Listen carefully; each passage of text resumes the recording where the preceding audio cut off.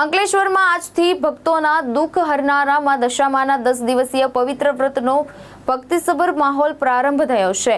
ભાઈ ભક્તોએ શ્રદ્ધાભેર માતાજીની મૂર્તિઓથી સ્થાપના કરીને 10 દિવસની આરાધના શરૂ કરી છે। અંકલેશ્વર શહેર સહિત તાલુકામાં બુધવાર અને અમાસની 10 દિવસનું આતિથ્ય માણવા દશામાની સવારી આવી પહોંચતા ભક્તિમય માહોલ છવાયો છે।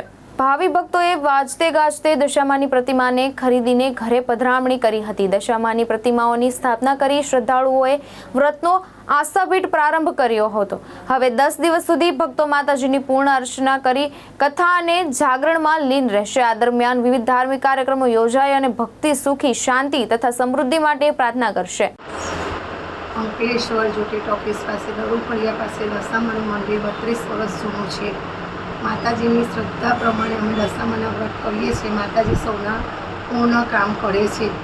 અમને માતાજીની પૂરી શ્રદ્ધા છે અને અમે માતાજીના દશામાના વ્રત 10 દિવસ પરિપૂર્ણથી વ્રત કરીએ છીએ અને મા અમારી પર કૃપા ધારે છે। ધર્મેશ રાણા, દ્રષ્ટિકોણ ન્યૂઝ, અંકલેશ્વર।